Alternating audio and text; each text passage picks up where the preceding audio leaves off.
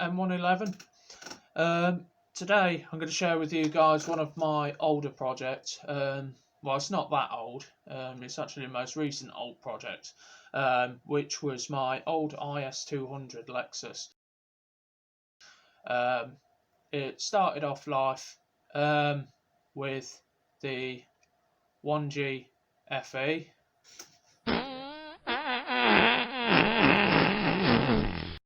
And then we went from naturally aspirated 1G FE, as most people do, and went for the Mercedes Eaton M62 supercharger option.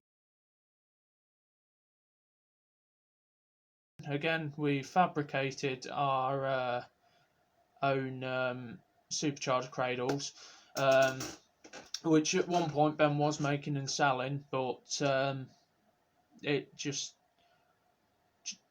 like, even when you supercharge those cars, to me, it wasn't great.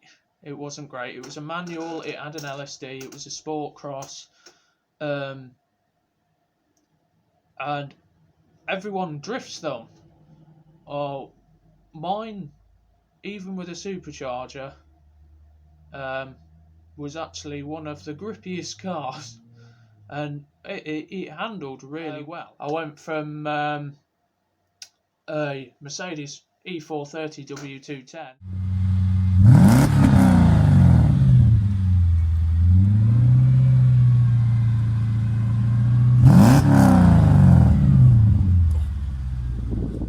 so V8, lots of torque, way too much torque sometimes, particularly in the wet, and big fat 9.5J wheels on the back, which is quite entertaining, particularly in the snow. That didn't work out too well.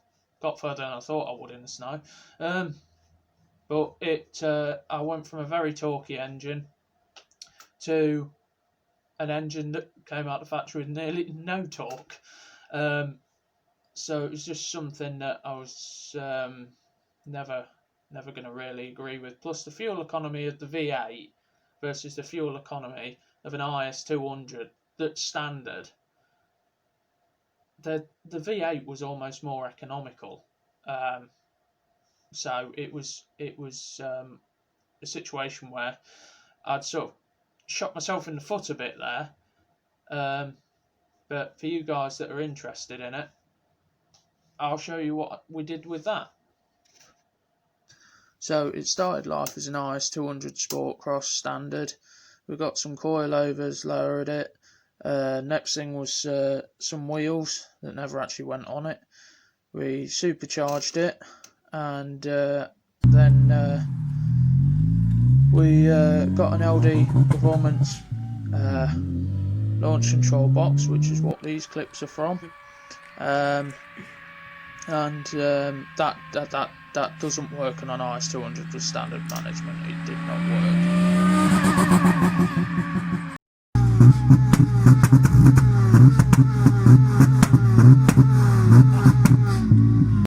So after we'd had our fun with that, we pulled it off the road.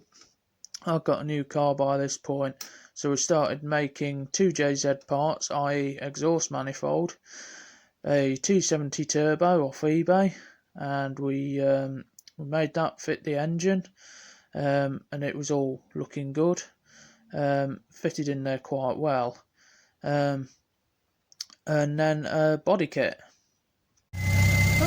So after this point, we'd spent so long, we got it running on a Speeduino ECU with some debatable wiring, but it ran fine, it ran alright, but shortly after this we just started to realise that the 1G wasn't going to cut it. It wasn't going to work out. It was just going to blow up like everything else I've pretty much done. So we pulled that out. We didn't really know where we were going to go with it, so we just pulled it out.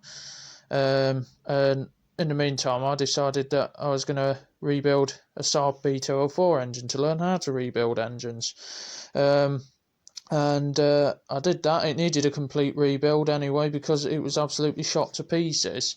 Anyway, it found its way on an Amiga gearbox and ended up with a TO4E strap to it, and we managed to actually fit that in the car.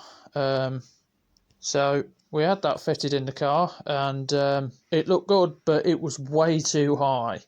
We adapted the 1G FE sump to a steel sump plate, and that fitted. So even after that, it was still too high. So we were sort of starting to bang our heads against the wall. It had been hard enough to start with, and we'd started to find more issues with the car as we went along, and the main one was rust.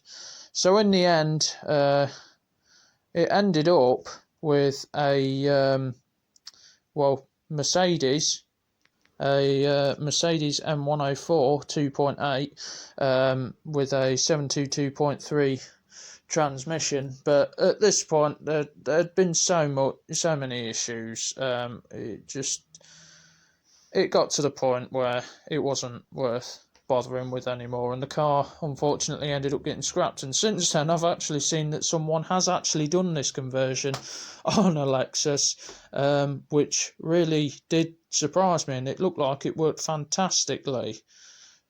So yeah, I was a bit gutted about that, but things happen.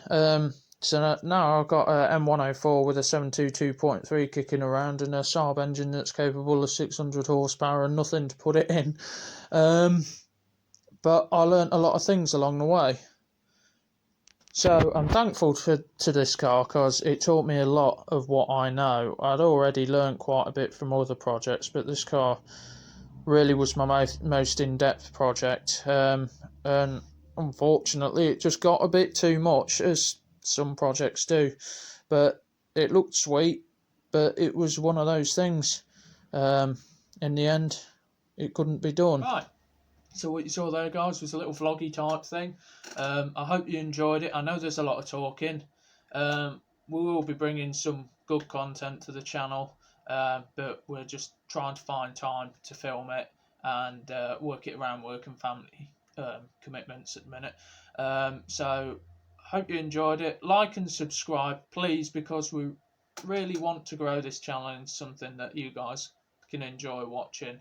I'm sorry if my voice is a little bit irritating and a bit monotone, but we're trying to make the videos sort of interesting in the meantime. There'll be a few like this because we've done so many projects that we really wanted to share but haven't had the capability to in the past, shall we say.